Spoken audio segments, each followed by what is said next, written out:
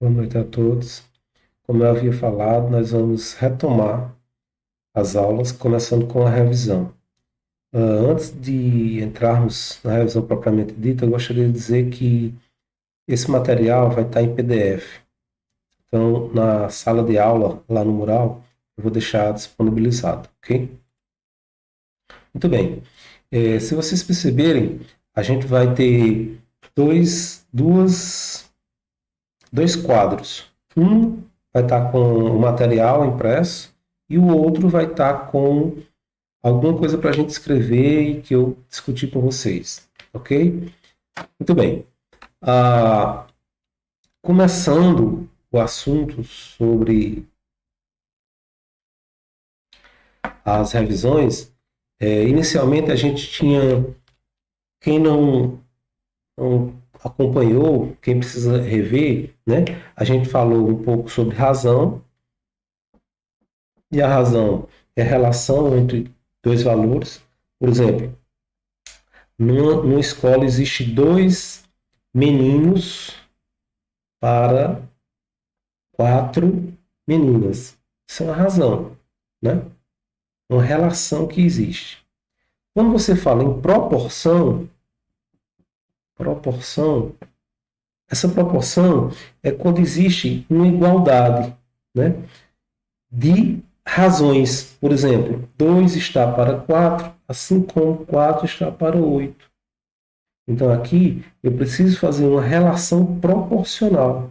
Aqui é onde eu encontro esta relação, uma relação entre razões. Tá? Regra de 3 é quando você tem alguns números e precisa encontrar o quarto. Por exemplo, se 2 está para 4, 4 estaria para quanto? Para x. Então, quando eu busco essa relação, né, quando eu busco essa proporção, eu estou tentando encontrar ou buscando fazer uma regra 3. Outro assunto bastante importante que vocês têm que rever, que vocês têm que atentar, porque a gente vai precisar disso no início, mais na frente, com juros simples e juros compostos, em relação à questão das porcentagens, ou das percentagens, como se fala. Então, por exemplo, 10% é igual a 0,10. Se eu tenho 0,03, isso é igual a 3%. Né? Como é que eu faço então essa relação de percentual para decimal e de decimal para percentual? Então, é interessante você observar o seguinte: toda vida que você quiser transformar um número percentual em decimal, você divide esse valor por 100. Então, você tem 0,10. Por outro lado, quando você tem um número decimal e quer transformar ele em percentual, você multiplica ele por 100. Então, eu vou dizer que aqui eu tenho 3%. Ah, mas por que isso é tão importante? Porque na aplicação das fórmulas, principalmente nas questões, quando a gente for utilizar as fórmulas futuramente, os valores, por exemplo, das taxas de juros, as taxas de juros, elas vêm assim, ó, 3,5% ao mês. Só que, se você colocar esse valor dessa forma, em forma de percentual, isso vai dar um valor absurdo, né? Então, se você for utilizar isso na fórmula, você tem que dizer que a taxa é de 0,035 em decimal. Então, é esse valor aqui que você precisa aplicar na fórmula.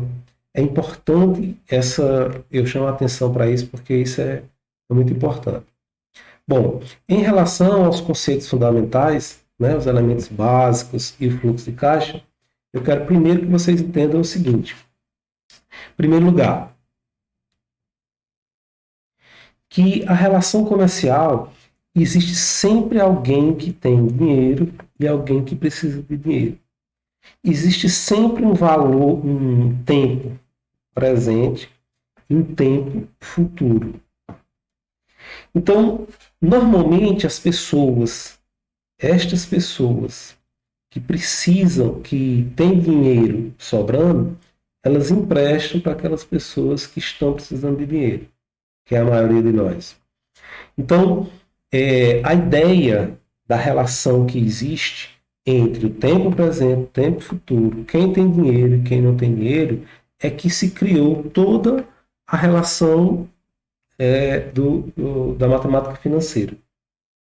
Vejam bem, então, essa pessoa aqui, essa pessoa que tem dinheiro, ela vai emprestar para a pessoa que não tem dinheiro. Ah, mas essa pessoa que tem dinheiro, que tem mais recursos e consegue poupar, ela vai deixar de ter esse dinheiro na sua mão, na sua bolsa, e vai emprestar para alguém. Ora, existe um risco de não receber. Existe vários fatores que fazem com que ela deixe de comprar as coisas, por exemplo, no presente. Se ela tem o dinheiro hoje, ela poderia comprar, ela poderia viajar e ela vai emprestar para alguém, né? Não necessariamente para a pessoa direta, às vezes tem os bancos, né? Só que o banco faz essa relação entre as pessoas que precisam com as pessoas que necessitam. Mas, bom, a ideia é o seguinte, a ideia é que o tempo, né? O tempo e a necessidade faz com que haja a relação da taxa. Então, a taxa, uma taxa percentual, uma taxa de 1%, uma taxa de 2%, uma taxa de 10%, uma taxa de 12%, é o dinheiro que uma pessoa tem e ela empresta para uma pessoa que está precisando. Então, dentro dessa taxa, existe o tempo, existe o risco e existe o que ela deixou de fazer. Deixou de fazer essa pessoa. Então, tudo está embutido nessa taxa. Quando você diz 2%, quando você diz 7%, quando você diz 6% ao ano, esse valor está relacionado. Então, esses são os conceitos básicos da matemática financeira, né? Das finanças. Então, existe tempo presente ou valor presente, existe tempo futuro ou um valor futuro, existe uma taxa, que é o preço, né? E existe uma coisa chamada tempo. O tempo que se passou. Estes são os conceitos básicos da matemática financeira. Quando você transforma isso em fluxo, a gente tem da seguinte forma: uma pessoa que empresta dinheiro, né? Empresta dinheiro. Quando uma pessoa empresta dinheiro, eu emprestei R$ 1.000 para alguém. Eu vou receber 1.100 aqui um mês. Só para a gente ter como exemplo. Um mês. Então a gente já percebe aqui que a taxa é 10%, né? Beleza. Mas o que eu quero que vocês prestem atenção é em relação ao fluxo. Fluxo. Eu emprestei para alguém, saiu o dinheiro do meu bolso. Então, é negativo, é para baixo. Quando eu receber, se eu receber, dependendo da pessoa, vai ser positivo. E a pessoa a quem eu emprestei, tá? Como é o fluxo nessa relação? Ela recebeu o dinheiro hoje e ela vai pagar 1.100 daqui a um mês a uma taxa de 10%. Então, R$ 1.000. Então, eu emprestei, saiu o dinheiro. Vou receber positivo. Ela recebeu, entrou dinheiro na conta dela e ela vai me pagar, se Deus quiser, em um mês. Então, é negativo. Então, existem diversas formas de você demonstrar isso. Como é que pode ser outro fluxo? Por exemplo, um fluxo de caixa parecido como esse, ó.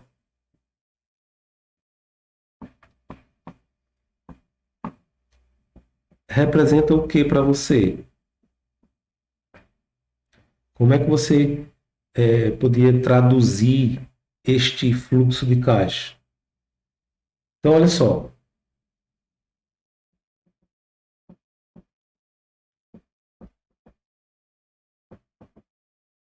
Como é que você iria demonstrar esse fluxo de caixa? Como é que você iria falar? Você poderia dizer que fez um empréstimo de 1.000 e vai receber 4 parcelas de 1.000 no primeiro, de 250, perdão. No primeiro mês, no segundo, no terceiro e no quarto mês. Né? Vamos colocar aqui, porque senão não vai ter juro nenhum. No quinto mês, mais 250. Essa é uma forma de você fazer uma representação do fluxo de caixa. Saída de dinheiro e aqui entrada de dinheiro. Ok? Pode ser diferente. Pode ser diferente. Você pode dizer o seguinte: para quem recebeu o dinheiro, você pode dizer, olha, você recebeu o dinheiro hoje, tempo zero, mais um mês, você tem que me dar 250, mais um mês, 250, mais um mês, 250, 250 e 250. Então, para a pessoa que pediu emprestado e que vai me pagar, esse é o fluxo de caixa dela. Entrada de dinheiro e saída de dinheiro. Ok? Esses são os elementos básicos, principalmente em relação ao fluxo de caixa. Quando a gente vem para alguns exemplos, né, para os exercícios que a gente já fez, eu chamo a atenção na situação como essa. Tá? 8 vezes 4 mais 3 dividido por 7. Então, sempre que você tiver uma situação como essa, você vai lembrar que multiplicar e dividir tem prioridade. Chaves e colchetes também têm prioridade. Então, para resolver essa questão, a gente teria que primeiro multiplicar e dividir, depois somar e diminuir. Então, 4 vezes 8. 4 vezes 8, 32, mais 3 dividido por 7. Então, eu tenho 35. Ah, mas a divisão não é em primeiro lugar. O colchete e a chave também tem prioridade. 35 dividido por 7. Então, assim. Esse é o valor em relação à álgebra básica, tá? Prestem atenção para não errar nos cálculos. Em relação ao percentual, por exemplo, a questão número D, preste atenção aqui que a gente está vendo a questão número D. 0,0303. Isso está em decimal, não existe um percentual aqui. Então está em decimal. E ele ainda quer um percentual. Que valor é esse em percentual? Eu disse para vocês, agora há pouco, que toda vida que a gente quiser encontrar um valor em percentual de um número decimal, a gente multiplica por 100. Então, eu tenho 3,03%. Ok? Muito bem. Ainda em relação a percentuais, nós fizemos, por exemplo, outro exercício, a questão número E. Questão número E, tá? Você tem uma quantidade de alunos, você tem 40 alunos numa escola, e ele quer saber quantos torcem o São Paulo. Vejam que ele diz aqui, ó, 30% torcem para o São Paulo. Então, ou eu multiplico por 30%, ou eu faço 30 vezes 0,30. Então, uma das duas formas você vai resolver. Bom, outra questão, né, outros valores, ou outros exercícios que a gente pode ver, por exemplo, no exercício 2. Vamos fazer, por exemplo, o exercício número 1. Você financiou a compra de um eletrodoméstico, cujo valor é 2.500 em 4 prestações mensais sucessivas iguais no valor de 650 cada uma. Vencendo a primeira em 30 dias da compra, né, construa o seu fluxo de caixa, o fluxo de caixa dessa operação. Então, ou você paga de uma vez, ou você entrega o dinheiro de uma vez à vista, ou você vai pagar em prestações. E são quantas? São 4 prestações de 650.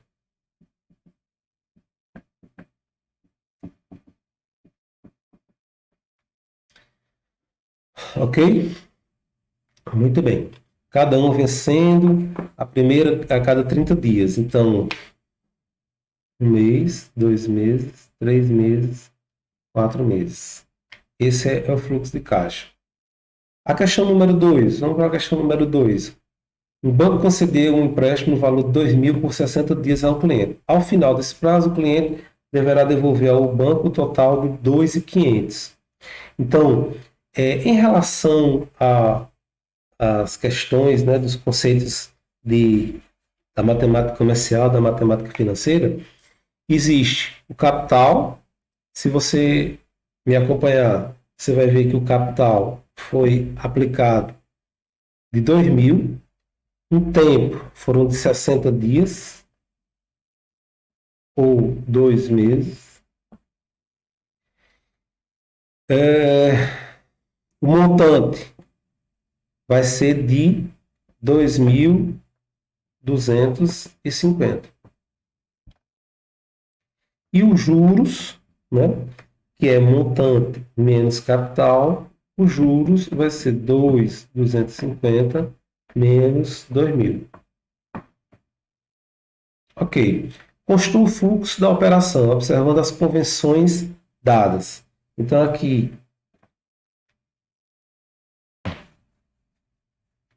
o fluxo.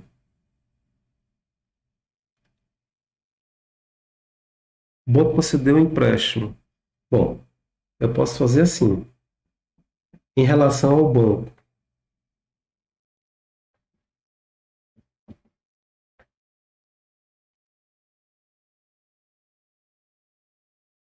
não tem taxa, não vem falando em taxa.